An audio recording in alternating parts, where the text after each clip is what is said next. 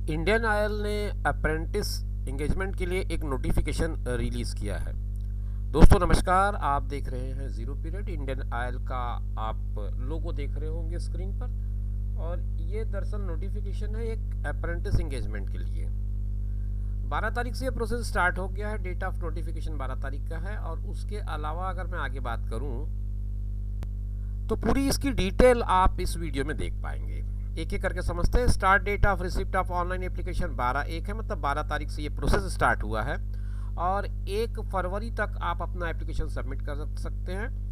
और eligibility criteria जो है 12/1 की डेट पर काउंट होनी है। Engagement of apprentice under the apprentice act in pipeline division of Indian oil corporation limited, ये इसका हेडिंग है। तो पाइपलाइन डिवीज़न में अप्रेंटिस जो है वो इंगेज करने हैं। कहाँ कहाँ लोकेशन है, क्या क्या कितनी कितनी सीट है, कौन कौन सी ब्रांचेस हैं, ये सारी चीज़ें हम समझेंगे। सबसे पहले उन्होंने अपना इंट्रोडक्शन दिया है, आप इंट्रोडक्शन देख सकते हैं। इंडियन ऑयल का इंट्रोडक्शन है पूरा डिटेल। और 473 अप्रेंटिस का उन्होंने इंगेजमेंट के लिए डिटेल निकाला है। तो समझते हैं। वेस्ट बंगाल में सबसे पहले mechanical, electrical, T&I, human resource, accounts and finance और डाटा एंट्री ऑपरेटर, ये इन कैटेगरी के अंडर सबके अलग अलग पोस्ट कोड दिए गए हैं। 12, 12, 12, 3, 2, 3, इस तरह से 44 टोटल सीट्स हैं एंगेजमेंट के लिए, जो आपको अप्रेंटिस एंगेजमेंट का मौका देते हैं। अलग अलग कैटेगरी में 8, 1, 8, 3 और 24, इस तरह से आपको कैटेगरी वाइज उन्होंने बांट दिया है।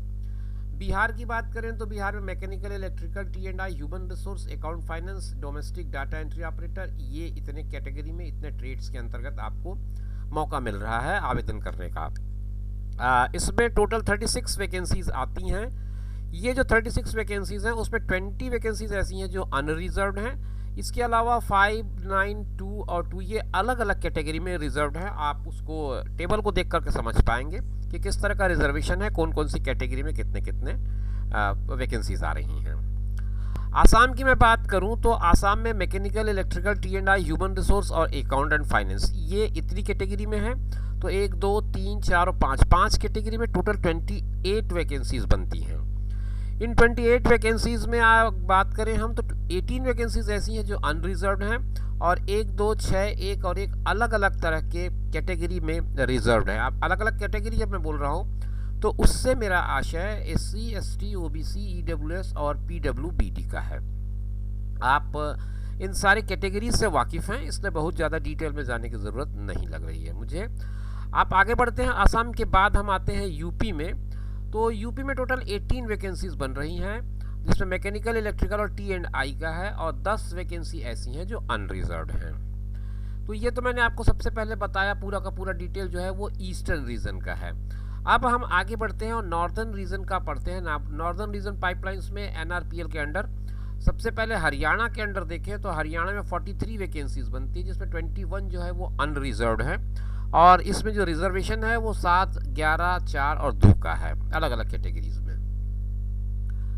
इसके बाद आता है पंजाब का पार्ट, और पंजाब में मैकेनिकल, इलेक्ट्रिकल और T&I में है। इसमें टोटल 12 वैकेंसी बनती है, जिसमें 6 वैकेंसी ऐसी हैं जो अनरिजर्व्ड हैं, और 3, 2 और 1 करके बाकी जो 6 पोस्ट हैं वो बटी हुई हैं अलग अलग रिजर्व कैटेगरी में। दिल्ली की बात करें तो दिल्ली में मैकेनिकल में है, इलेक्ट्रिकल में है, T&I में है, ह्यूमन रिसोर्स में है, अकाउंट्स फाइनेंस में है, डाटा एंट्री ऑपरेटर में है, डोमेस्टिक डाटा एंट्री ऑपरेटर में है। कुल मिलाकर के 23 वैकेंसीज यहाँ पे बन रही हैं, जिसमें से 13 वैकेंसीज ऐसी हैं जो आपको अनरिजर्व्ड कैंडिडेट्स के लिए मौका दे रही हैं, और बाकी 21521 ये इस तरह से रिजर्व कैटेगरी में बटी हुई हैं। दिल्ली के बाद यूपी की बारी आती है। यूपी में मैकेनिकल, इलेक्ट्रिकल और T&I ये 3 ही कैटेगरी में 27 वैकेंसीज बनती हैं, और 13 वैकेंसीज अनरिजर्व्ड कैटेगरी में इसमें अलॉट की गई हैं। उत्तराखंड की बात करें तो मैकेनिकल, इलेक्ट्रिकल और T&I ये 3 कैटेगरी हैं, 6 वैकेंसी बनती हैं यहाँ पर, और 3 वैकेंसी ऐसी हैं जो अनरिजर्व्ड हैं। बाकी की 3 वैकेंसी SC, ST और दूसरी कैटेगरीज में रिजर्व्ड है। उत्तराखंड के बाद हम चलेंगे राजस्थान। राजस्थान में 3 वैकेंसी आती हैं, और तीनों की तीनों अनरिजर्व्ड हैं। हिमाचल इसके बाद आता है, इस जोन का आखिरी सेक्टर है ये, और इसमें इलेक्ट्रिकल, मैकेनिकल और T&I के अंडर आती हैं 3 वैकेंसी, और तीनों की तीनों वैकेंसी अनरिजर्व्ड हैं। ये 2 मैंने आपको रीज़न बता दिए हैं। इसके बाद मैं पहुंचता हूं तीसरे रीज़न की तरफ, जो साउथ ईस्टर्न रीजन है, साउथ ईस्टर्न रीजन पाइपलाइन में आपके पास उड़ीसा का रीजन है, वहाँ पर 38 वैकेंसीज बनती हैं, 24 इसमें से अनरिजर्व्ड हैं। बात करते हैं छत्तीसगढ़ की। छत्तीसगढ़ में मैकेनिकल, इलेक्ट्रिकल और T&I के अंडर 6 वैकेंसी आती हैं, 6 में से 5 अनरिजर्व्ड है, एक पोस्ट बस एक सीट जो है वो रिजर्व्ड है। छत्तीसगढ़ के बाद झारखंड की बारी आती है। इलेक्ट्रिकल, मैकेनिकल और T&I कैटेगरी है यहाँ पर, और यहाँ पर 3 वैकेंसी हैं, तीनों के तीनों अनरिजर्व्ड कैटेगरी में आती हैं। और आखिरी सेक्टर आता है आंध्र प्रदेश का, जिसमें मैकेनिकल, इलेक्ट्रिकल, T&I और ह्यूमन रिसोर्स की कैटेगरी में आपके पास वैकेंसीज बन रही हैं। 13 वैकेंसी टोटल है, जिसमें से 9 वैकेंसी अनरिजर्व्ड है, बाकी 4 वैकेंसी रिजर्व्ड कैटेगरी में है। फिर हम पहुंचते हैं साउथ रीजन पाइपलाइन में। तो यहाँ पर तमिलनाडु का जो सेक्टर है उसमें 33 वैकेंसीज है, जिसमें 17 ऐसी हैं जो अनरिजर्व्ड हैं। कर्नाटका में 6 वैकेंसी है, इसमें से 3 अनरिजर्व्ड हैं। और तमिलनाडु की अगर मैं बात करूं तो mechanical, electrical, T&I, human resource, account finance, data entry और डोमेस्टिक डाटा एंट्री, सारे सेक्टर में आपके पास मौके हैं, जबकि कर्नाटक में मैकेनिकल, इलेक्ट्रिकल और T&I में ही आपको मौके मिल पाएंगे। अब बात कर लेते हैं गुजरात की। वेस्टर्न रीजन में पहुंच गए हैं हम लोग। वेस्टर्न रीजन में गुजरात में 88 वैकेंसी है, यहाँ पर 38 वैकेंसी ऐसी है जो अनरिजर्व्ड है, और बाकी 6, 13, 23, 8, 4 इस तरह से बटा हुआ है। अंतिम जो मौका मिलता है वो है राजस्थान का, और इसमें 43 वैकेंसीज है, जिसमें से 18 अनरिजर्व्ड है, बाकी वैकेंसीज ऐसी हैं जो अलग अलग कैटेगरी में रिजर्व में आ जाती हैं।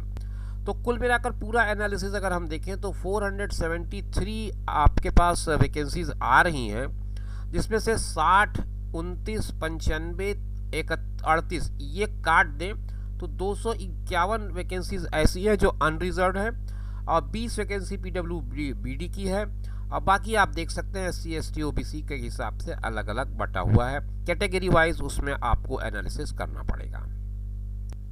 आप अप्लाई कैसे करेंगे उसकी मैं जानकारी दे दूं। ये एक लिंक मैं आपको दिखा रहा हूं, ब्लू इंक पे दिख रहा होगा, इस लिंक को आपको क्लिक करना है तो आप वहां पर पहुंच जाएंगे जहां पर आपको अपना ऑनलाइन एप्लीकेशन सबमिट करना है।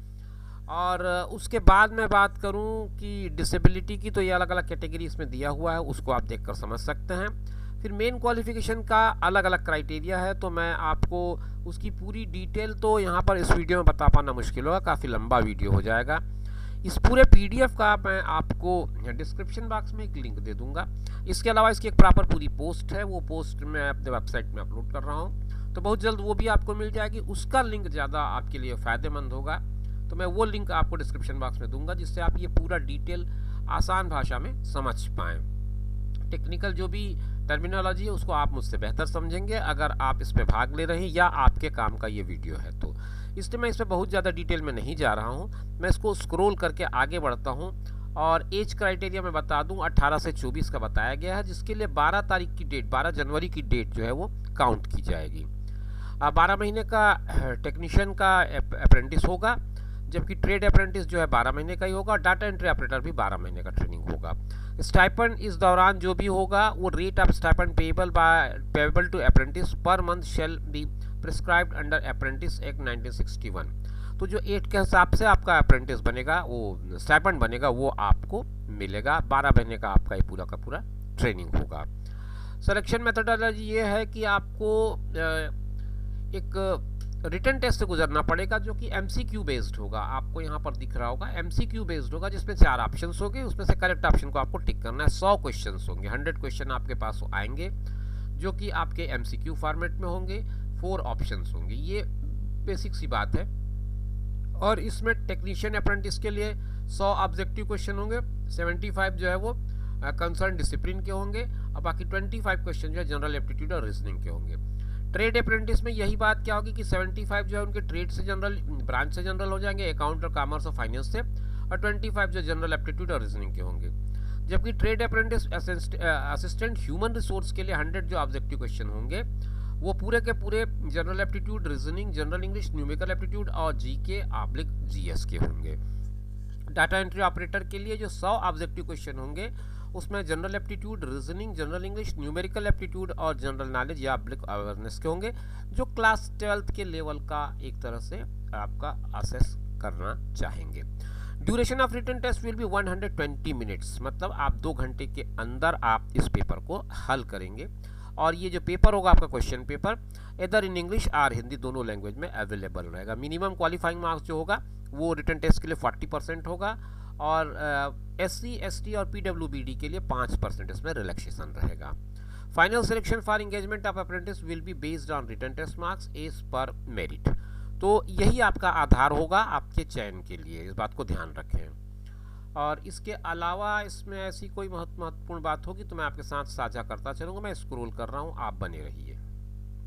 इस PDF नोटिफिकेशन PDF में आपको हाउ टू अप्लाई का एक सेक्शन मिल जाएगा। आप उसको बहुत थारोली जाइए, वहाँ पर जा करके आप समझिए किस तरह से आपको अपना एप्लीकेशन फॉर्म सबमिट करना है, क्योंकि उसमें सारी जानकारी दी गई है और कौन से रीज़न के लिए क्या ईमेल यूज़ करना है आपको करस्पॉन्डेंस के लिए, वो भी उसमें समझाया गया है। 6 पॉइंट का ये इंस्ट्रक्शन है, इसको आप ज़रूर पढ़िए और ध्यान से पढ़िएगा ताकि आपको किसी भी तरह का कोई दिक्कत हो तो इस इंस्ट्रक्शन के थ्रू आपको बातें समझ में आ जाए। आगे बढ़ता हूँ मैं और कुछ काम की बात हो तो आपके साथ साझा करता चलूँगा। ये एक बार फिर से डेडलाइन आपको दिया गया है, आप इसे समझ लीजिएगा। 12 तारीख से ये प्रोसेस स्टार्ट हो गया है और आपको लास्ट डेट जो होगा वो 1/2/2024 तक का दिया गया है और डाउनलोड एडमिट कार्ड जो होगा 9 तारीख से स्टार्ट हो जाएगा, 9 फरवरी से। और टेंटेटिव टेस्ट का जो डेट है वो 18 फरवरी दिया गया है। तो ये बहुत सारी चीज़ें आपको मैंने बता दी हैं और उम्मीद करता हूँ कि ये वीडियो आपको इस अप्रेंटिसशिप इंगेजमेंट के रिगार्डिंग सारी इन्फॉर्मेशन देने में सक्सेसफुल रहा होगा। फिर भी अगर आपके कोई डाउट है तो आप कमेंट बॉक्स में लिखिएगा, मुझसे संभव हो तो ज़रूर आपके उन प्रश्नों का जवाब देने का प्रयास करूंगा। फिर मिलेंगे नए वीडियो में नई जानकारी के साथ, तब तक के लिए दीजिए इजाज़त, नमस्कार।